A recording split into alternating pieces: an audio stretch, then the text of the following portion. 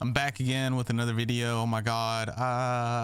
Today we're going to be talking about Jojo Siwa and what is going on with Jojo and what exactly is happening from the beginning all the way to now. We're going to be covering shows she's been on, some collaborations and controversies she's been in, the mistreatment of some people on her TV show, and the weird branding transition she made. Now, you may or may not know who Jojo is, but if you've been on TikTok for an extended period of time, you probably have seen one of her videos. I got a question. If you could have one heaven phone call, this is a random heaven phone call, okay? Nothing too serious. If it was serious, I'd call grandma, grandpa, uncle I never got to meet, someone like that.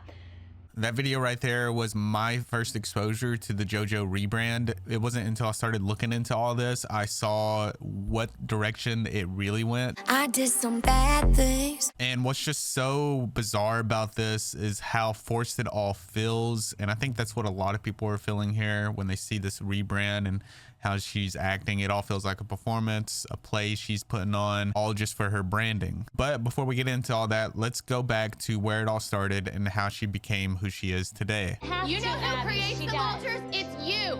That show is called Abby's Ultimate Dance Competition. And from what I've seen, it's a bunch of moms fighting on TV, arguing in front of their kids, traumatizing these kids and exploiting them to make a TV show and make money. Which to me, this whole show is weird in the first place. They got these children dancing in really revealing clothes. I don't know why they broadcast this stuff on TV.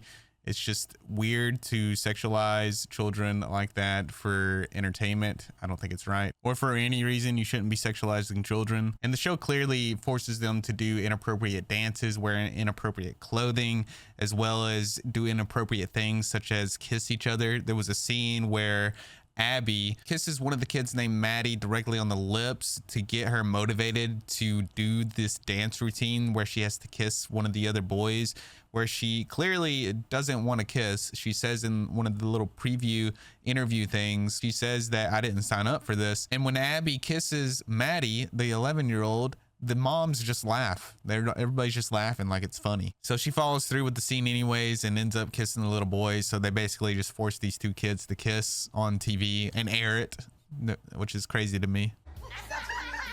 She just wiped her lips off. And then there's the glaring issue of creeps that watch this kind of stuff. And the show actually had a problem with that. There was an article written about the issues they were dealing with when it comes to stalkers and P words. And one man even sent a package to one of these young girls. This article was written 5 years ago and it reads, authorities arrested a man named Phoenix Sundown for allegedly sending one young Dance Mom star a package containing a coffee maker, an Elvis blanket, letters, and pee.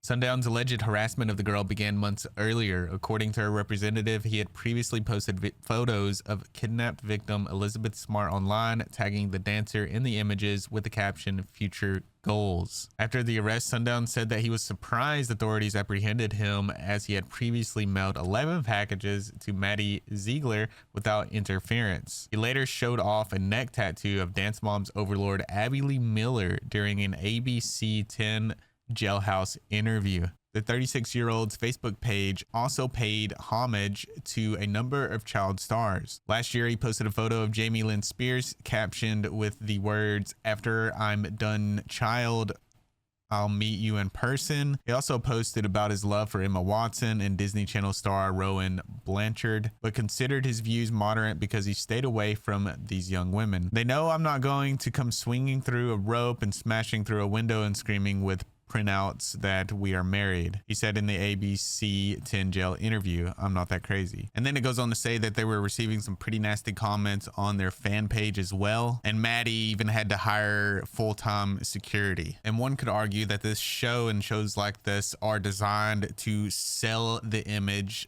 to sexualize these children, because that's what sells in the market industry and that's how they're going to make their money. And then when there is things that happen behind the scenes, a lot of the moms don't want to speak up about it because they don't want their child to lose their position in what could be something that could benefit their life later on.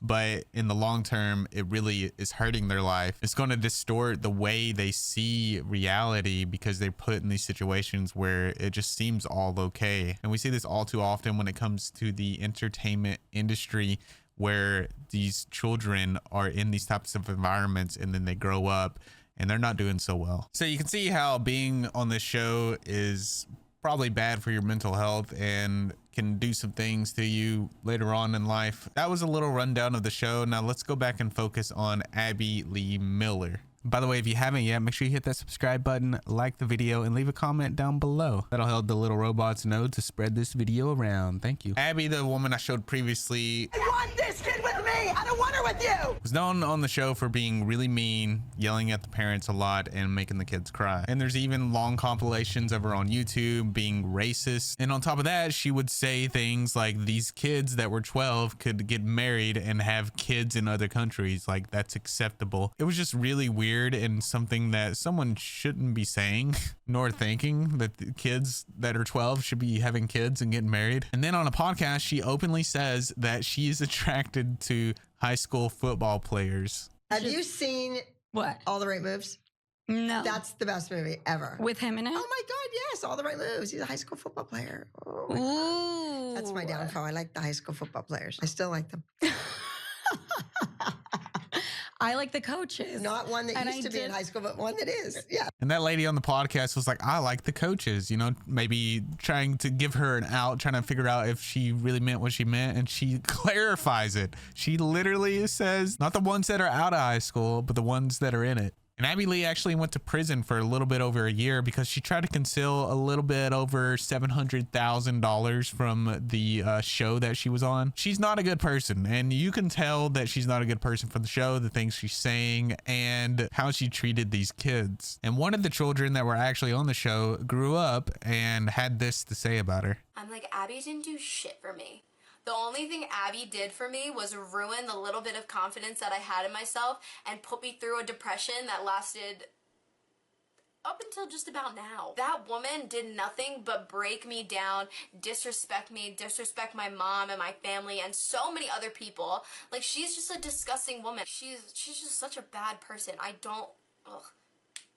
just remember when we would be warming up for our challenges or when we were in rehearsal, and when Abby would come in, it's just like my stomach would drop. Like, I would just be in this like state of fear that I just start like sweating. Like, no person should make anybody feel that way. Like, and she didn't even have to try. She would just walk in and that's what would happen. Like, Yeah, so I think you get the point. Abby Lee, not a good person. And that leads to the reason why I'm even bringing this up, and that's because Jojo seems to have a running pattern where she defends or hangs around these type of people that are just not good people. And I think it all began from this show. To me, Abby was always right. I did interrupt two adults talking. If I was a mess and a beat off, she wasn't just yelling at me because she wanted to yell at me. I actually was a mess and was a beat off.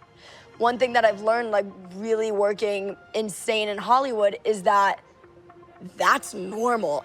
And it's like, it's scary that that's normal, but that taught me how to survive in the industry. I mean, it truly is so tough. Excuse the lighting, I've come down with a little sickness and I've had to take a couple days off, but I'm back a little sick still. But anyways, we're gonna keep going with this video. I got my coffee and I'm ready to go. It's scary that in Hollywood it's normal to treat people this way. It's normal to just be shady and a bad person and it be okay. That shouldn't be the standard for industry. The standard should be way higher. There needs to be a change within that area. It's just like a free-for-all where anybody can do whatever they want, and we see this countless of times where people are just getting away with the most heinous crimes, and it's disgusting. And I'm sure a lot of the values that JoJo had before getting on that show were instilled in her and then strengthened when she got onto the show, where she was forced to adapt in order to make it in the industry. I know if it was my kid, I wouldn't be putting them on any type of show to be exploited the way that these children were. And that goes to show you that the values that JoJo had before she even got on the show that were instilled by her parents were already not good. And then she frames hanging out with these people that have done bad things in a positive light, because that's just part of the industry. That's just how things are. Now, granted, just because you hang out with people that have done bad things doesn't make you a bad person. But when there's a pattern of you hanging around these type of people always that's going to bleed over into your life, your personality, and it's going to have an effect on how you act. And what happens is, because you're around all this stuff that's going on all the time, all these bad things that are happening, when it happens to you, it's just, you're just going to frame it in a way like, well, I have to do this because that's just part of the industry. If I want to get further up, I'm going to have to do some bad things, and possibly some bad things happen to me. That's what makes the most sense to me when I put myself in the shoes of somebody that says something like that they have to do what they have to do in order to get further up in some type of industry where there is so many corrupt things happening around you and then possibly to you. And especially when it happens to you, it makes it harder to see that it is something that is going to be traumatizing for you later on down the road. You kind of just callous it over and act like, well, this is just part of it. And then 30 years down the road, you're looking back thinking that wasn't right. And it changed me dramatically. And when JoJo was about 14, there's a lot of questionable scenarios that she was put in, especially when she was hanging around Colleen Ballinger.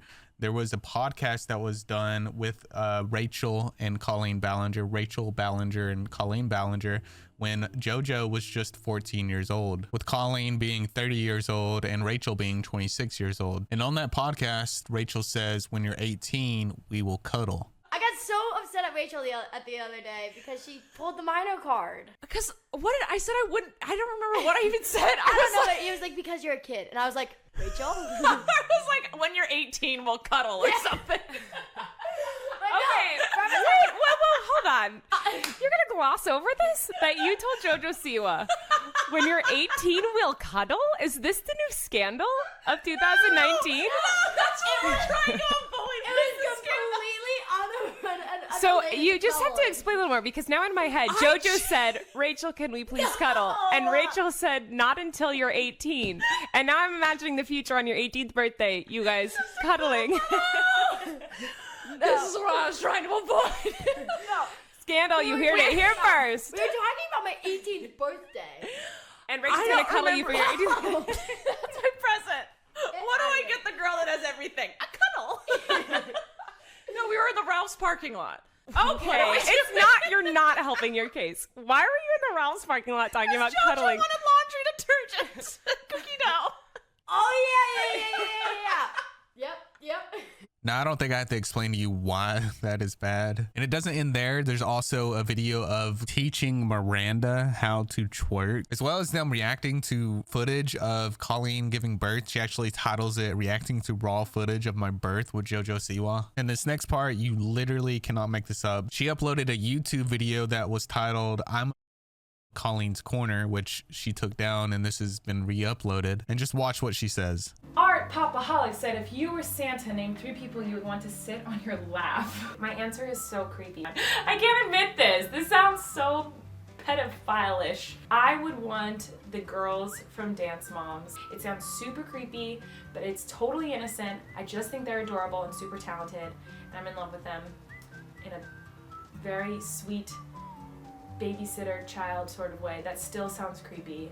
If that's not some kind of projection, I don't know what is. I don't think it's any coincidence that she is now hanging out with one of the kids from that show. And it seems like JoJo is surrounding herself with a lot of creepy individuals, because Colleen's not the only one. She's also friends with Shane Dawson, who posted this on his Twitter saying, "I met my daughter at Jojo Siwa while I was half conscious in Vegas. This is how I always envisioned my future." And then 3 months later, Shane Dawson posts another tweet where he says, "Hold the drama," and you can see that JoJo is at his house. And then sometime after that, they're posting more content with JoJo at his house again. Personally, I don't think someone so young should be hanging out with people so old. It just raises some red flags for me. Now fast forward to 2021, where JoJo gets her own dance show. And would you guess it, on this dance show, there's some controversy for a hostile work environment, which shouldn't be too surprising given JoJo's background of the show she was on before, where everybody was yelling at each other. It was a hostile environment. Kids were crying. Moms were yelling and crying. It was craziness. And it's crazy that people put their children in these type of environments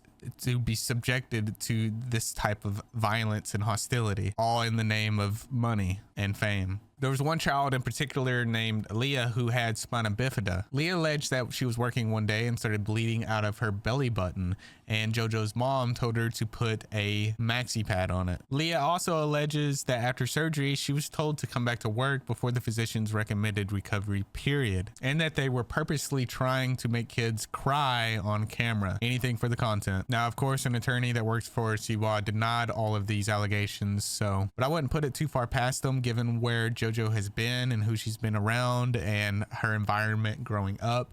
There's a lot of patterns in her past that does seem to tie into what is happening here. And a lot of these moms that were on that show were scared to speak up because they didn't want their child to lose their position on the show. Because that's exactly what happened to Leah. Her mom spoke up about her concerns with her disability and they abruptly fired her, allegedly. Now let's fast forward to the current moment to why JoJo is being talked about so much right now. And that's because people think that she stole a song called Karma, as well as her dramatic rebrand. So yeah, it's a pretty dramatic rebrand from this to this. So basically, instead of the rainbow sparkles, she's got a more gothic sparkle going on, and she's trying to be a bad girl, which is very similar to Miley Cyrus or Gene Simmons from Kiss, who she has no idea is, by the way. I'm getting like a sexy glam Gene Simmons sea creature. Going on here. You know, the amount of references that people have told me I look like in this video that I have no clue what they are is sickening. But regarding the songs that she was called out for, she actually just bought the rights to the song, which allows her to work on them and do whatever she wants with them. That happens a lot in the industry because a lot of people have ghostwriters. But during interviews, she would say a lot of really crazy things, like she's the first person to ever do this type of thing when she obviously wasn't. No one has made this dramatic of a change yet. No one has made, in my generation, this extreme of a switch. And I am the first in the generation. It is very scary, but someone's got to do it. And the funny thing is that song was actually written for Miley Cyrus. So I guess she tried to make the transition into a Miley Cyrus brand to kind of shock everybody and draw a lot of attention to it. That way it made her more popular. And maybe she thought that this rebrand was more of a fit for the song that she was releasing because it was originally for Miley Cyrus. So why not become like Miley Cyrus and also sing the song? And needless to say, the rebrand was not very authentic. Just the way she was coming across in all of the interviews, it just seemed really, really fake. But like she said, this industry is hard and you have to be willing to do whatever it takes. The internet has definitely made me feel like I'm a fucking psychopath. But then I realized something. I realized something. I am a fucking psychopath. I don't think bragging about being a psychopath is a very good thing to be doing because being a psychopath isn't something you should be bragging about. But I guess that explains why she was able to hang out with all these bad people all of her life. And that explains why. Oh my God, my cat.